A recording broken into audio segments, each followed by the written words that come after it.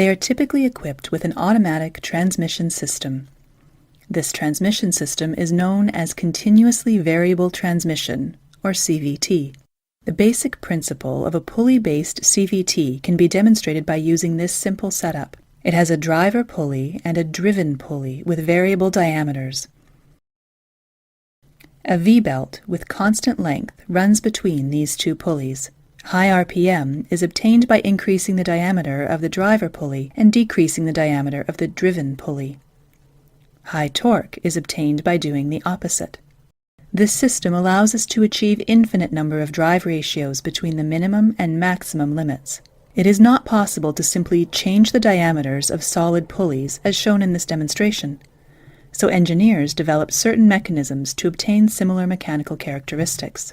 A variator assembly is used for this purpose. Here, the pulley is made up of two conical plates. One of them is fixed to the input shaft, and the other is free to slide along its axis.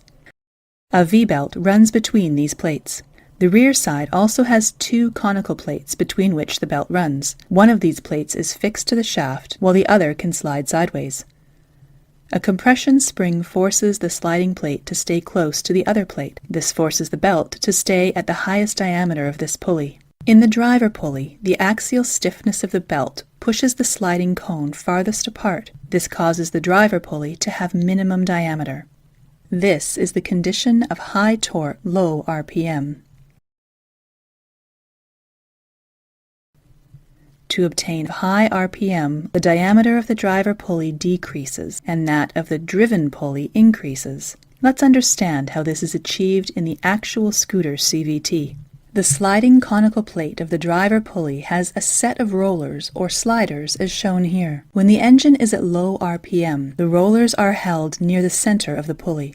As the engine gains speed, centrifugal force causes rollers to move outwards along a curved surface.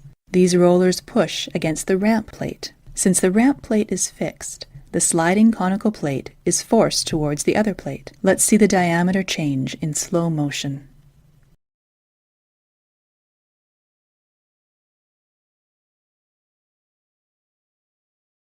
This is similar to the condition of high RPM, low torque, as we observed in the demonstration. This transmission system includes a centrifugal clutch assembly. The inner portion consists of weighted arms held in place by extension springs.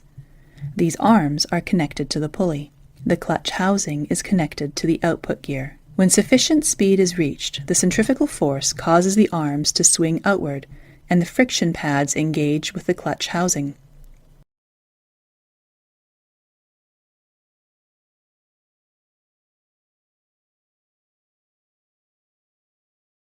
The clutch housing transfers power to the rear wheel through a gear train.